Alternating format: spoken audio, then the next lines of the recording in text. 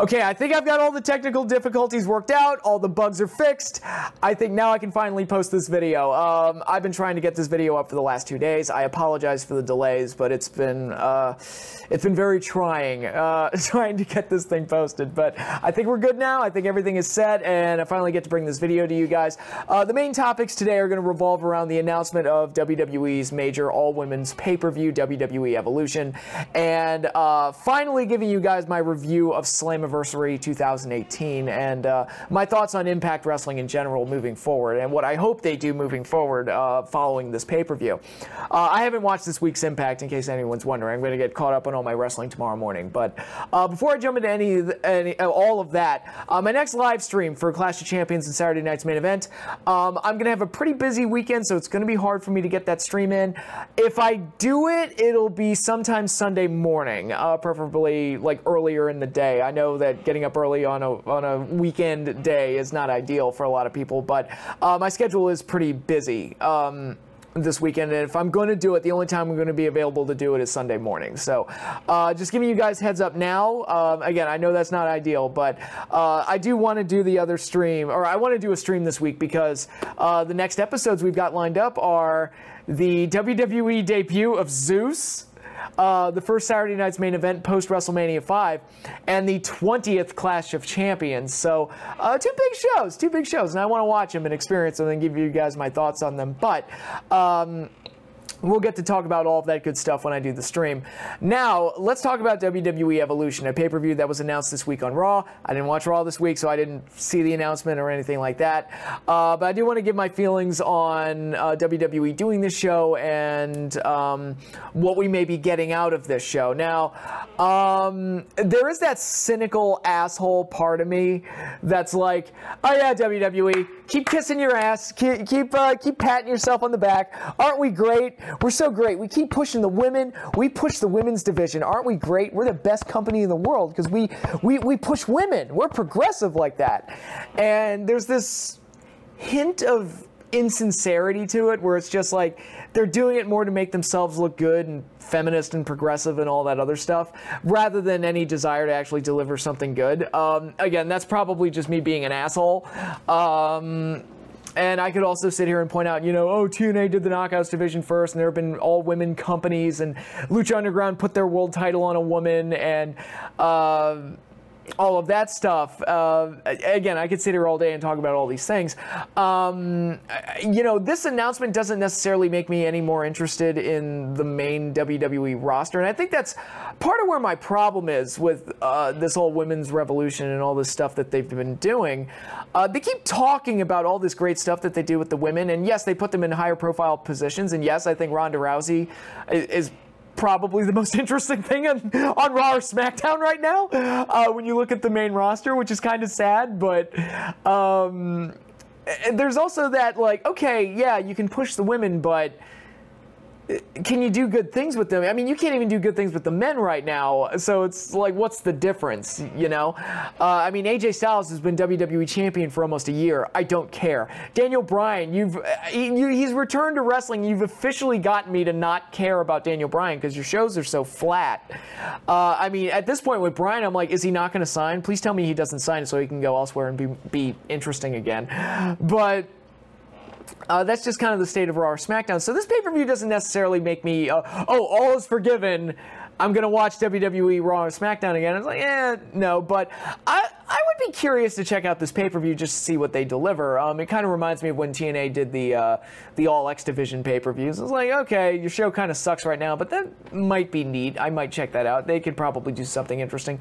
So far, no matches are officially signed. Actually, I've got it pulled up right here. It's set for October 28th, so we've got a few months to build to it. They could hopefully build some good stories leading into that. So far, what we know is there's going to be a Raw Women's Championship match, a SmackDown Women's Championship match, an NXT Women's Championship match, a UK Women's Championship match, which, again, I don't like that NXT UK is having its own belts because I think that's spreading themselves too thin, but you know, whatever, it's not my company. And the finals of the Mae Young Classic tournament, which that's probably a good thing to include that because it felt very weird last time to do the Mae Young Classic and that was the only match in the the finals. They didn't have like a full show spread out. They only had the one match, which was kind of interesting. I mean, I guess Dojo Pro operates the same way. I haven't watched that yet. I do want to watch that, but haven't gotten around. I haven't even gotten around to watching the G1 Climax yet. I'm still way behind on that. I'm way behind on everything. Yeah, hopefully they're able to deliver something interesting, and hopefully they're able to showcase the women in a thing that's good. Because going back to what I was talking about earlier, you know, they talk a good game about how much they push the women and how they want to put the women in, you know, star roles, main event roles. There's talk that Charlotte versus Ronda Rousey is going to be the main event of WrestleMania next year. That's all well and good, but the stories involving a lot of these women are fucking terrible. Bayley and Sasha definitely comes to mind. That feud's been going on all year long. That storyline's been going on all year long, and I don't think anybody gives a shit because they've just dragged it out so goddamn long that it's just gotten painful at this point. They did Nia Jax and Alexa Bliss. I spouted my criticisms towards that story. They've rendered Asuka somewhat mundane. Like in NXT, Asuka felt like the creme de la creme, the be-all, end-all. Right now, she just feels like another girl on the roster. Taking away the undefeated streak definitely contributed to that, but it's even like her losing to Carmella just kind of feels like, really? This was the unbeatable phenom in NXT. You're kind of killing the mystique of Asuka here. So creatively, you know, they can put these women in main events all they want, but it doesn't cover up the fact that their storylines kind of suck. And that's not a woman thing. That's a Raw and SmackDown thing, the current state of affairs. I mean, when it gets to a point where I'm enjoying pretty much every wrestling company outside of the WWE's, like Raw or SmackDown, their main roster shows, because I love NXT. NXT is still good. Shayna Baszler, she's great on the show. I actually, just looking at this phantom card that Wikipedia has here, it's like the NXT women's title match is probably the most interesting because, like, oh, Shayna Baszler will be in it. Excuse me. One. There we go. And that match will probably be interesting, depending on who they put her up against. And the UK Championship will probably, I would assume Toni Storm would be in it. I mean, who the hell else would it be? That walks out of there with the belt. So they can do some good things on that show. I might check it out. Again, it depends on how I feel about main roster WWE heading into October. But we'll see. It'll be interesting. I guarantee you I'm already more interested in that show than I am virtually anything that could potentially be main evented by Roman Reigns. But yeah, those are basically my thoughts on Evolution. We'll see where we are in October. It'll be a work in progress, but it'll be interesting. But really, the big thing I want to talk about in this video is Slammiversary. I've been wanting to do my review of this all week long, but again, things keep getting in the way. I had mentioned a couple weeks ago that I've been watching Impact again. The show's gotten noticeably better. The storylines are better. And I felt like they had done a pretty good job of building up to this pay-per-view and making it seem like a pay-per-view worth checking out. And I was like, okay, TNA, GFW, Impact, whatever you want to call this company, they've burned us all before. I think they've destroyed a lot of their goodwill. Changing the brand away from TNA was a good move because, I mean, that brand had just been associated with garbage and bad decision-making and just bad luck in general, to the point where, to me, it was a dead brand. Not saying that TNA never did anything good. There were times where I was a fan of the TNA brand, but they would either be hit with bad luck or bad decisions. It felt like for every good thing they did, like an AJ Styles X Division match, or a major main event, or a pay-per-view that did really well, or the tag division doing very well with teams like America's Most Wanted and Triple X and Beer Money and LAX and various other teams that they've had, Motor City Machine Guns.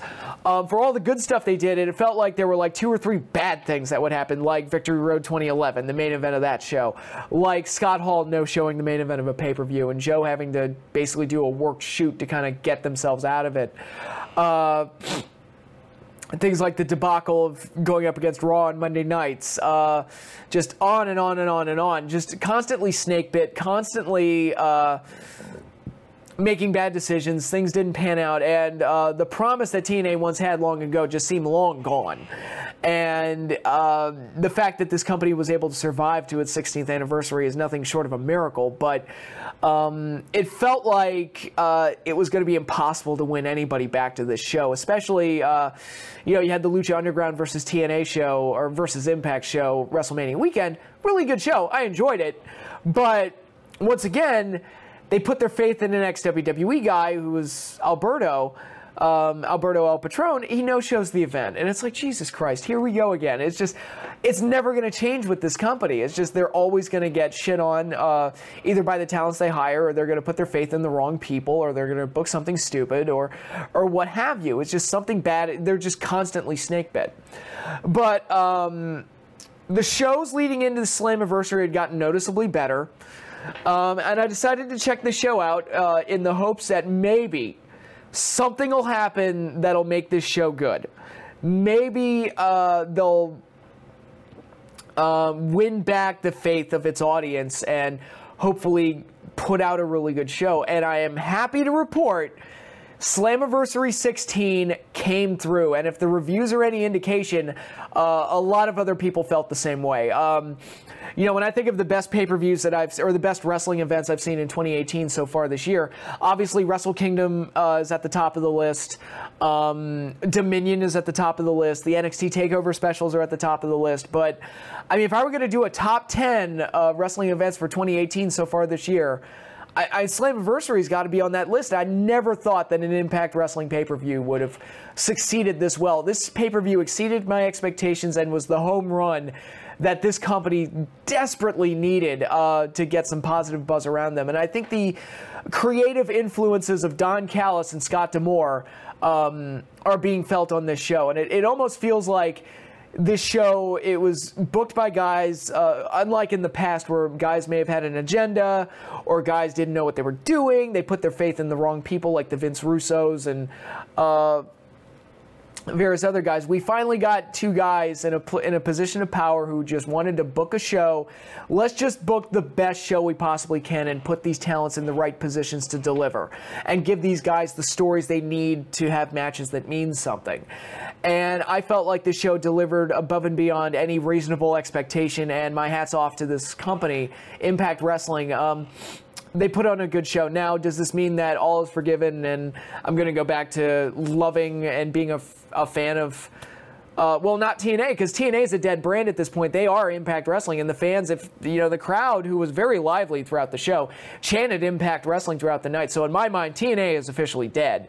And this is just hopefully the genesis of something much bigger and much better. And now we've got Bound for Glory announced for New York City in October.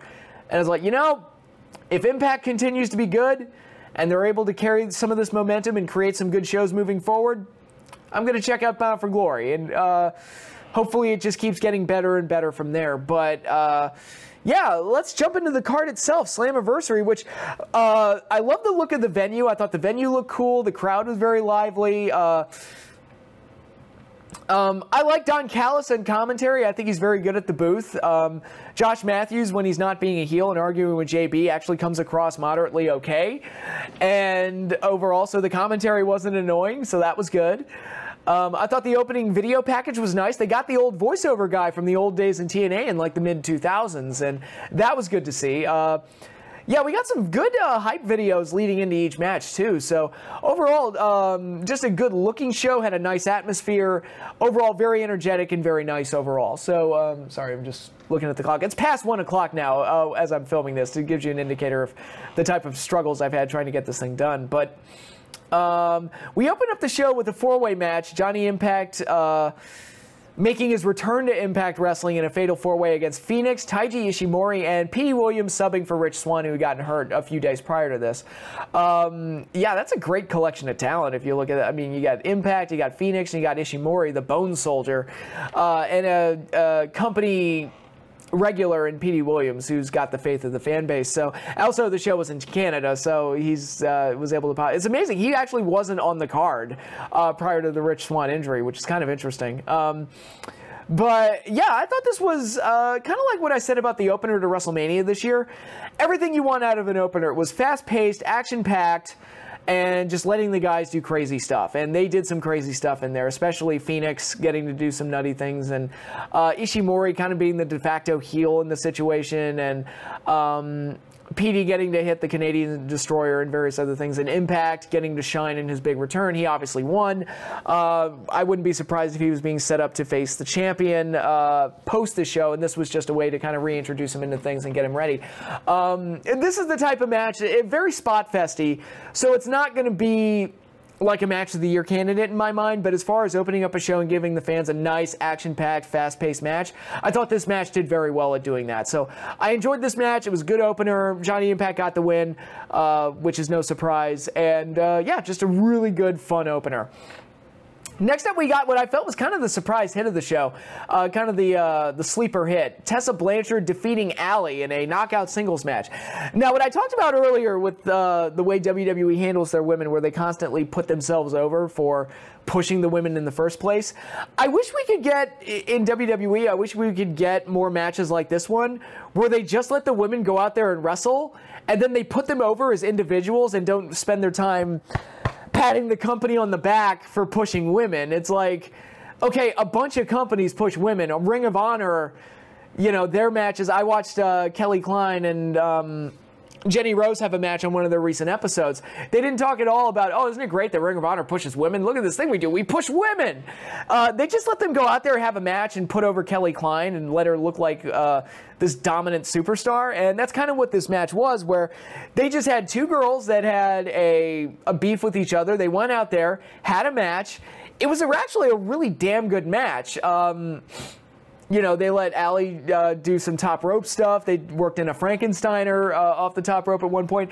I really like Tessa Blanchard. I am definitely buying what she is selling. She is believably tough and just goes out there and acts like a brute up against, and when you're up against someone like Allie, who's more soft-spoken and kind of this underdog babyface thing,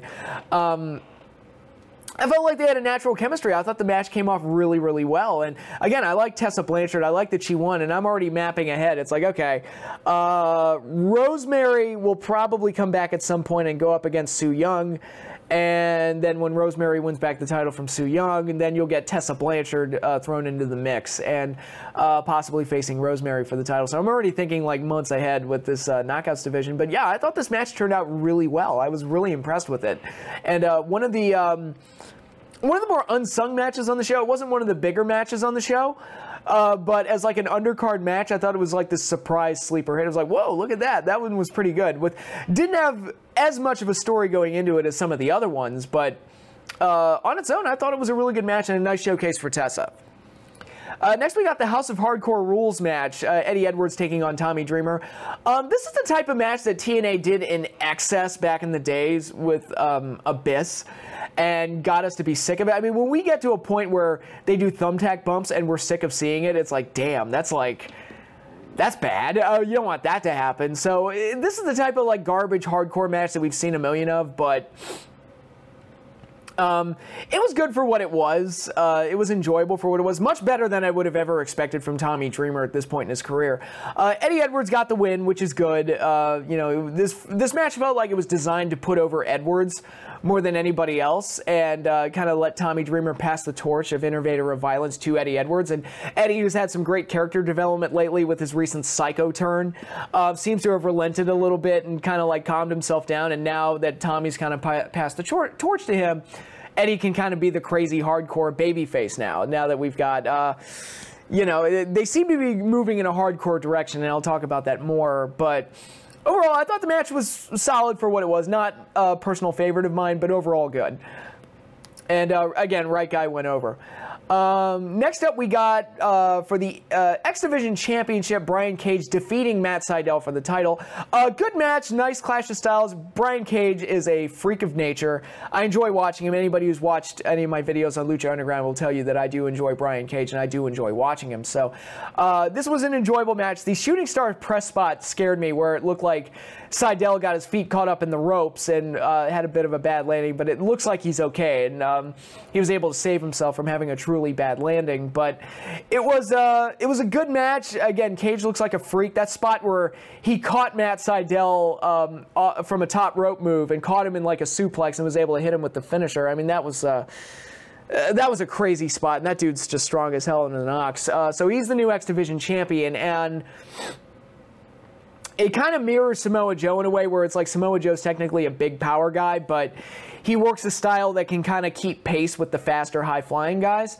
But that kind of goes into something that I want Impact to fix moving forward in regards to the X Division, where it's, and one of the criticisms of the X Division, and I think Eric Bischoff has said this, and a few other people have said this, and I think they're right.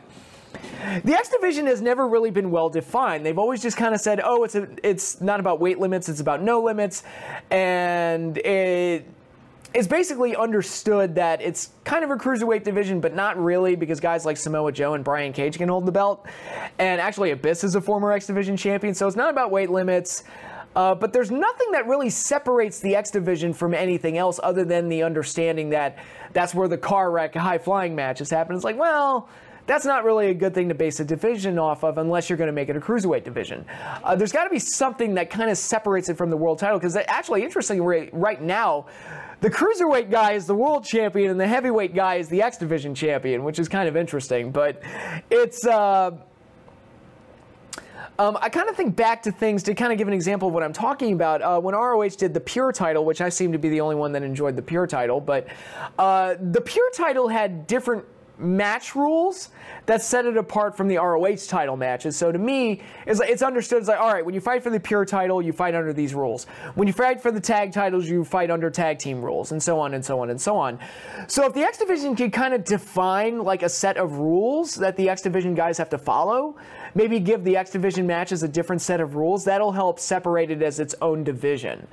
If they don't want to do weight limits, or even maybe do something like X Division exhibitions where guys have to prove that they're athletically capable of working an X Division style, and have guys pass like a preliminary X Division athletics test or something. Like they have to be able to do moonsaults, they have to be able to do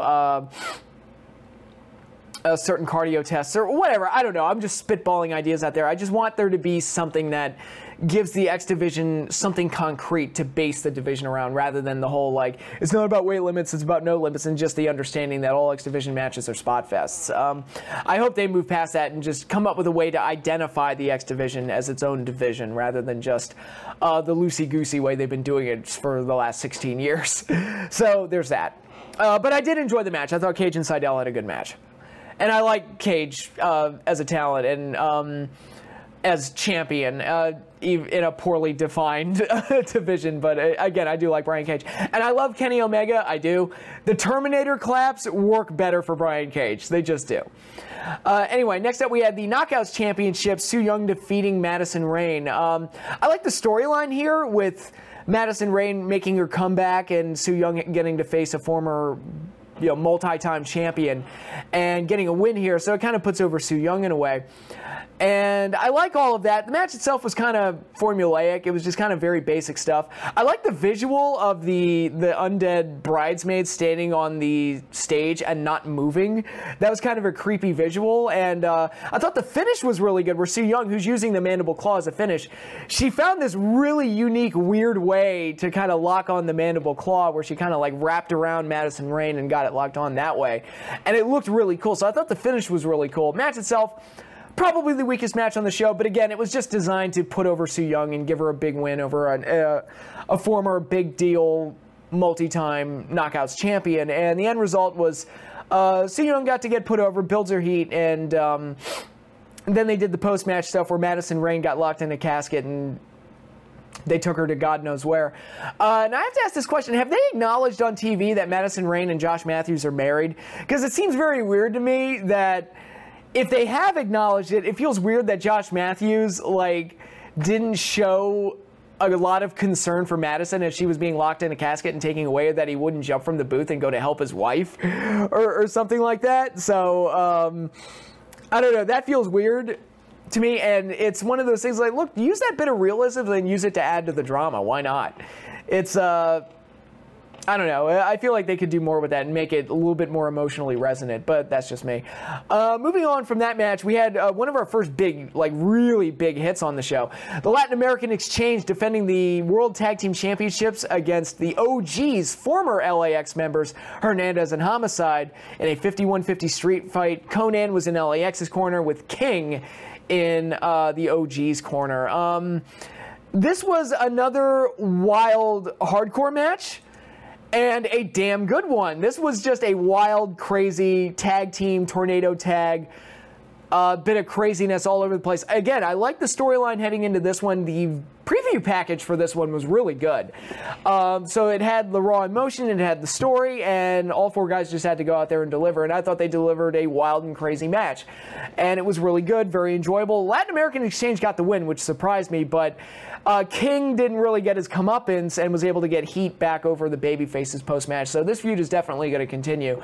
And they can definitely milk this for a little bit more and get some more material out of this. But overall, I thought this was a really good, fun match. And a lot of crazy stuff in there. And Homicide and Hernandez can still go. They've been... you know, I remember when they first formed as a team all those years ago in 2005, 2006. And here we are in 2018, and it's like, wow, they can still work really well as a team together. Good on them. Good on them. So, yeah, I really enjoyed this match. I thought it was pretty good. Next up, we got a match that not only was my pick for match of the night, one of my favorite matches of the year. Pentagon Jr. defeating Sami Callihan in a mask versus hair match. This was, and you want to talk about hardcore, this match was nasty. You know, I said the LAX match was fun, and I said the Eddie Edwards, Tommy Dreamer match was like a typical garbage hardcore match. This was legitimately violent and sick. The stuff they did with the spike, especially, with like hammering it into each other's skulls and just sticking each other with it, it was legitimately like cringeworthy nasty and just very, that is hardcore wrestling, just really just nasty stuff, and very gruesome and grueling, and they did an excellent job working with each other, and I'm really happy to say that Pentagon and Sami Callihan had a match of the year with each other in a promotion that wasn't called Lucha Underground, showing that it's like, look, Impact Wrestling, they really came through on this show with an excellent match, and this is one of my favorite matches of the year. Like, I really enjoyed this match. Sami Callihan came off looking like a sick, twisted psychopath, and Pentagon just continues to impress no matter what company he's working for. I love the spot they did where Pentagon was blinded by Callihan, and in his confusion, he actually tried to break the referee's arm and succeeded. And while the referee got his arm broken, Pentagon was able to fight through, take down Callihan, and the referee couldn't count the pin. I'm like, that is one of the most creative ref bumps I've seen in years. That was really well done, really good stuff. And just this was just a really well-worked match with some legitimate drama to it. Again, going into it, I just assumed it was like, there's no way Pentagon's losing his mask. But the way this match was going, I'm like, oh my God, this is really, I'm on the edge of my seat here. This is really excellent stuff. I guess my only complaint is that I feel like the pile driver through the chair should have been the finish. But other than that, I thought this match was amazing. And my hat's off to both guys. And you got the satisfaction of watching the heel get his head shaved, with Phoenix helping out his brother Pentagon as they shaved Sami Callihan's head up on the ramp. This was an excellent match. Match of the night, easy for me. The best Impact Wrestling match, TNA, GFW match I've seen in a long, long time. The last TNA/Impact match I've seen that really had any kind of real, like, blood and guts, like, hard, not necessarily a hardcore match, but had like a emotional response and resonance for me, was EC3 versus Rockstar Spud in their hair versus hair match. That was like the last like great Impact match I ever saw. But this one was definitely excellent and was easily the highlight match on a show that was excellent. So again, my hat's off to both guys. I thought they did an amazing job together. And from there we move on to the main event, and I'm thinking, all right, we just had a street fight. We had a mask versus hair match. We had a House of Hardcore match. Really good matches all throughout the show. And actually, I guess now I could talk about it. You know, this match had 3 hardcore matches. And all three of them delivered at least to some degree. And the third one was the best one of the bunch, showing that you can deliver if you've got the right stories and the right guys in the right roles, and you book everything correctly. You can deliver in those type of situations. And this pay-per-view came 1 week after Extreme Rules, a show that I didn't see, so I can't really comment on it. But one of the complaints I heard about the show is that they call themselves Extreme Rules, but it's a very not extreme show because it's PG, and everything is just very kind of mundane and not very hardcore. Not as hardcore as the WWE is portraying it as. And then you get this show, which is legitimate, like blood and guts, hardcore to the extreme. So I guess you could say this show out Extreme Ruled Extreme Rules.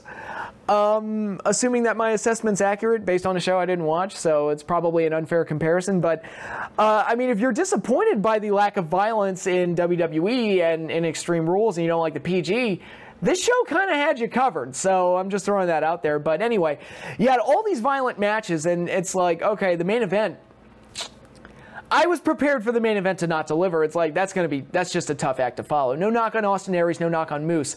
It's just a very tough act to follow. They went out there and had a hell of a match. I thought Austin Aries and Moose had like the most surprisingly really good match of the year. Again, no knock on either guy. I like Moose. Moose is one of the guys that I felt ROH kind of dropped the ball with, but it felt like they never really knew what to do with him.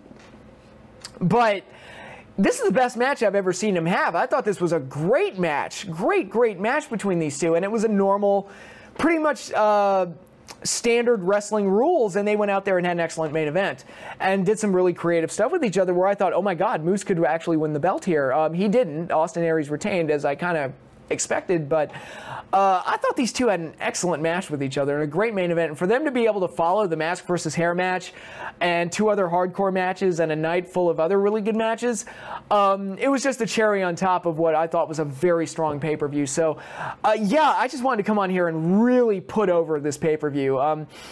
You know, as someone who's been really critical of this company for a really long time, has just been struggling to find anything worth checking out about this show.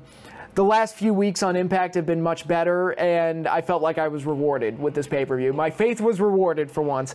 They didn't do anything stupid throughout the night. There were no like horrible booking decisions. For the most part, the right people went over throughout the night. Most of the matches delivered and were entertaining. All the matches had some kind of purpose that built into something for the future. It was an excellent show, and I want to come on here and put it over. One of the best shows I've seen this year. Thought it was great, and you're doing yourself a service by checking this show out. And TNA, Impact, I'm going to start watching it again on a regular basis, and I'm going to continue, and hopefully they're able to take the momentum from the show and use it to build up to something bigger, and hopefully things get even better as we head into Bound for Glory. So I thought Slammiversary was an excellent show. I'm really happy that I checked it out, and congratulations to Impact and the new regime at Impact for being able to create something this good. I thought it was nice. I was proud of the talents. I was proud of the people involved, that they were finally able to get out from under the shadow of horribleness that had plagued this company for so long. They were finally able to deliver something good. So good on them for that. I thought the show was excellent. It's worth your time to check it out. But that concludes this video. The next time you see me will hopefully be for the stream on Saturday morning, or Sunday morning, I should say. So fingers crossed I'm able to do that. But that is all I have for you in this video. So y'all enjoy your weekend, and peace out.